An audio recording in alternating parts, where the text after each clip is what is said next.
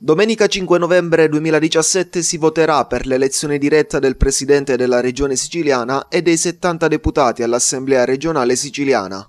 È la prima volta che il numero dei deputati regionali che saranno eletti scenderà da 90 a 70.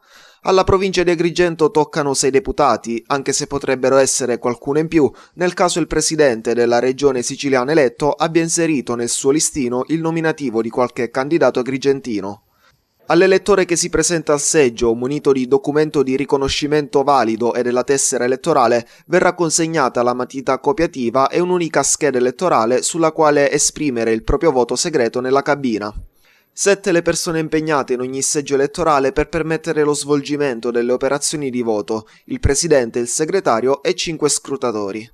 L'insediamento dei componenti è previsto nel seggio elettorale per sabato 4 novembre alle ore 16 per firmare le schede elettorali.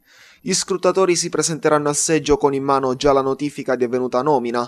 L'appuntamento è poi rinviato alla mattina seguente per timbrare le schede e per permettere l'inizio delle operazioni di voto che si svolgeranno dalle ore 8 alle ore 22 di domenica 5 novembre.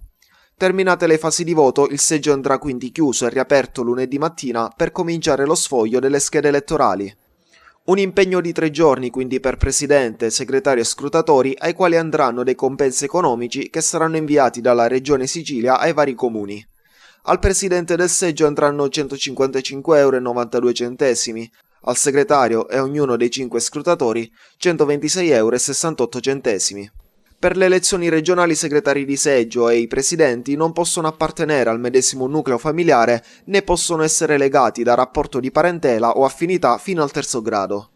Intanto vi ricordiamo che sul giornale web www.siciliatv.org sono stati pubblicati già da qualche giorno i nominativi degli scrutatori sorteggiati dal comune di Favara e che gli scrutatori possono recarsi fino a lunedì prossimo all'ufficio elettorale del comune per prelevare la notifica della loro nomina.